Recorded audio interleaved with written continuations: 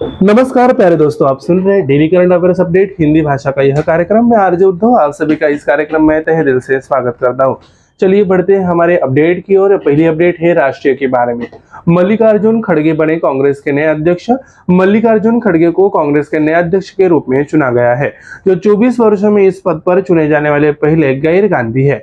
22 साल में इस पद के लिए पहले चुनाव में खड़गे को 7,897 वोट मिले, जो उनकी प्रतिद्वंदी उम्मीदवार शशि थरूर के 1,076 वोटों के मुकाबले कुल 9,385 वोटों का 84.14% है। कर्नाटक के एक अनुभवी कांग्रेस खड़गे का एक लंबा संगठनात्मक, चुनावी और प्रशासनिक रिकॉर्ड है और वह दलित समुदाय से है। नतीजों के बाद निवर्तमान अध्यक्ष सोनिया गांधी और उनकी बेटी प्रियंका वाड़ा खड़गे को बधाई देने के लिए उनकी घर पहुंची। अगली अपडेट है अंतरराष्ट्रीय के बारे में।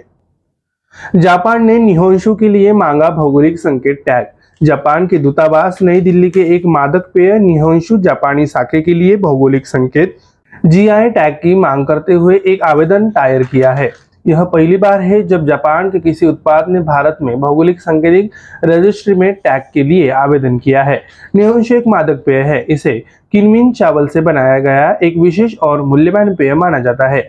लोग पारंपरिक रूप से त्योहारी, शादियों और अंत्येष्टि जैसे विशेष अवसरों पर निहोंशु पीते हैं, लेकिन इसका सेवन दैनिक आधार पर भी किया जाता है। अगली अपडेट है अर्थव्यवस्था के बारे में। अगस्त में सबसे बड़ी लैंडलाइन सेवा प्रदाता बन रिलायंस जियो ने बीएसएनएल को पीछे छोड़ दिया। मुकेश अंबानी की अगुवाई वाली रिलायंस जियो पहली बार अगस्त में देश की सबसे बड़ी लैंडलाइन सेवा प्रदाता बन गई। भारतीय दूरसंचार विनियामक अधिकरण द्वारा जारी नवीनतम आंकड़ों के अनुसार 31 अगस्त तक 7.35 मिलियन लैंडलाइन कनेक्शन के साथ रिलायंस जियो ने राज्य के स्वामित्व वाले दूरसंचार ऑपरेटर और अब तक बाजार के अग्रणी बीएसएनएल के 7.13 मिलियन कनेक्शन को पीछे छोड़ दिया। ट्राई ने पहले देश में लैंडलाइन कनेक्शन की घटती संख्या को चिंता का कारण बताया था, क्योंकि उसी नेटवर्क का उपयोग फिक्स लाइन ब्रॉडबैंड सेवाएं देने के लिए भी किया जाता है। अगली अपडेट ही नियुक्ति के बारे में। दीपेंद्र सिंह राठौड़ को पेटीएम पेमेंट्स बैंक के अंतरिम सीईओ के रूप में नामित किया गया। सूत्रों के मुताबिक पेटीएम पेमेंट्स बैंक ने दीपेंद्र सिंह राठौड़ को मुख्य उत्पाद और प्रौद्योगिकी अधिकारी के रूप में उनकी भूमिका के अलावा अंतरिम मुख्य कार्यकारी अधिकारी नियुक्त किया है। नियामकीय मंजूरी मिलने के बाद यह नए पूर्णकालिक सीईओ के नाम की घोषणा करेगा। पेटीएम पेमेंट्स बैंक के प्रवक्ता ने कहा, हम वित्तीय समावेशन को बढ़ावा देने के लिए सर्वश्रेष्ठ प्रौद्योगिकी संचालित बैंकिंग लाने पर ध्यान केंद्रित कर रहे हैं। जैसे जैसे हम अपनी यात्रा जारी रख रहे हैं, वैसे उसी तरह हम अपनी नेतृत्व टीम को मजबूत करने के लिए उत्साहित हैं और बैंकिंग और वित्तीय सेवाओं के अनुभवी विशेषज्ञ हमारे साथ जुड़ रहे हैं। बढ़ते हैं अगले अपडेट की ओर। पीएम मोदी ने शुरू की प्रधानमंत्री भारतीय जन उर्वरक परियोजना। प्रधानमंत्री नरेंद्र मोदी ने किसानों के लिए एक नई योजना शुरू की है, जिसके तहत कंपनियों को एक ही ब्रांड भारत के तहत सभी सब्सिडी वाले उर्वरकों का विपणन करना होगा। पीएम मोदी ने 2 दिवसीय कार्यक्रम पीएम किसान सम्मान सम्मेलन 2022 के दौरान प्रधानमंत्री भारतीय जन उर्वरक परियोजना का शुभारंभ किया, जिसे वन नेशन वन फर्टिलाइजर के रूप में भी जाना जाता है। इसके अलावा प्रधानमंत्री ने उर्वरकों पर एक ई पत्रिका इंडियन एज का भी शुभारंभ किया। पीएम ने कहा कि पत्रिका हाल ही में घटनाक्रम के मूल्य प्रवृत्तियों के विश्लेषणों पर और किसानों की सफलता की कहानियों के बारे में जानकारी प्रदान करेगा। अगली अपडेट है बैंकिंग के बारे में और एलआईसी ने शुरू की नई धनवर्षा योजना। भारतीय जीवन बीमा निगम ने धनवर्षा नामक एक नई जीवन बीमा योजना शुरू की है। एलआईसी की धनवर्षा एक गैर लिंक और गैर भाग लेने वाली व्यक्तिगत बचत एकल प्रीमियम जीवन बीमा योजना है, जो सुरक्षा और बचत का संयोजन प्रदान करती है। यदि जीवन बीमा धारक दुर्भाग्य से पॉलिसी अवधि के दौरान गुजर जाता है, तो यह योजना परिवार के लिए नकद सहायता देगी। एलआईसी वेबसाइट ने कहा, मैच्योरिटी की तारीख पर यह शेष सुनिश्चित जीवन के लिए गारंटेड एक मुक्त भुगतान राशि भी प्रदान करता है। अगली अपडेट है रैंक के बारे में। UIDAI लगातार दूसरे महीने शिकायत निवारण सूचकांक में शीर्ष पर रहा।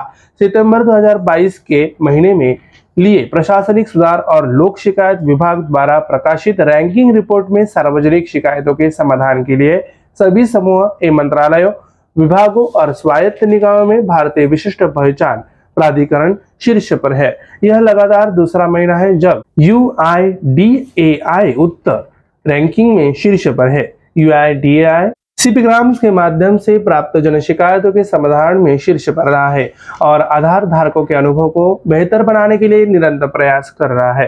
अगली अपडेट है समझौता के बारे में। डिजिटल नेतृत्व वाली शिक्षा को बढ़ावा देने के लिए गूगल ने असम सरकार के साथ साझेदारी की। गूगल ने राज्य में डिजिटल विकास को बढ़ावा देने के लिए असम सरकार के मिशन का समर्थन करने और उसमें तेजी लाने के लिए एक समझौता ज्ञापन पर हस्ताक्षर किए हैं। इस नई पहल के तहत गूगल कार्यक्रम के माध्यम से स्कूली बच्चों को ऑनलाइन सुरक्षा और डिजिटल नागरिकता के मूल सिद्धांतों को बढ़ावा देने के साथ साथ शिक्षण और सीखने में सहायता के लिए डिजिटल शिक्षण उपकरणों और समाधानों के साथ अपने स्कूल डिजिटलीकरण प्रयासों को मजबूत करने के लिए असम सरकार के कौशल, रोजगार और उद्यमिता विभाग के साथ सहयोग करेगा। अगली अपडेट है राष्ट्रीय के बारे में। हरदीप पुरी ने किया एशिया का सबसे बड़ा कंप्रेस्ड बायोगैस प्लांट का उद्घाटन। केंद्रीय पेट्रोलियम और प्राकृतिक गैस मंत्री हरदीप सिंह पुरी ने पंजाब के संगरूर के लहरागागा में एशियाई के सबसे बड़े कंप्रेस्ड बायोगैस संयंत्र का उद्घाटन किया। इस संयंत्र को जर्मनी की अग्रणी जैव ऊर्जा कंपनियों में से एक बर्बियो एजी द्वारा लगभग 2020 करोड़ रुपए के प्रत्यक्ष विदेशी निवेश के साथ चालू किया गया है। उद्घाटन समारोह में पंजाब के मुख्यमंत्री भगवंत मान और बर्बियो इंडिया प्राइवेट लिमिटेड के वरिष्ठ प्रबंधन भी मौजूद थे। संगरूर में CBG प्लांट 20 एकड़ के क्षेत्र में फैला हुआ है। बढ़ते हैं अगले अपडेट की ओर। ये अपडेट है समझौता के बारे में। चाशे ने IRCTC के साथ ट्रैवल नाउ पे लेटर सुविधा शुरू करने के लिए करार किया। भारत के AI संचालित वित्तीय कल्याण मंत्री चाशे ने कहा कि उनसे अपने travel app IRCTC rail connect पर ट्रैवल नाउ पे लेटर भुगतान विकल्प प्रदान करने के लिए भारतीय रेलवे खानपान एवं पर्यटन निगम के साथ भागीदारी की है। चाशे के अनुसार नई दिल्ली से ग्राहकों को अपने रेल टिकट तुरंत बुक करने और बाद में पॉकेट फ्रेंडली EMI में भुगतान करने में मदद मिलेगी, जिसे जो 3 से 6 महीने तक होती है। जैसे कि एक बयान में कहा गया कि नए TNPL भुगतान विकल्प के साथ यात्री आसानी से अपना टिकट बुक कर सकते हैं और बाद में भुगतान कर सकते हैं। प्यारे दोस्तों, हमारा daily current affairs update Hindi भाषा का यह कार्यक्रम यहीं पे समाप्त होता है। मैं आरजे उद्धव आप सभी से लेता हूँ इजाजत। तब तक के लिए ऐसे ही बने रहिए और सुनते रहिए हमारा प्यारा radio MPSC Guru, spreading the knowledge, powered by spectrum academy. धन्यवाद।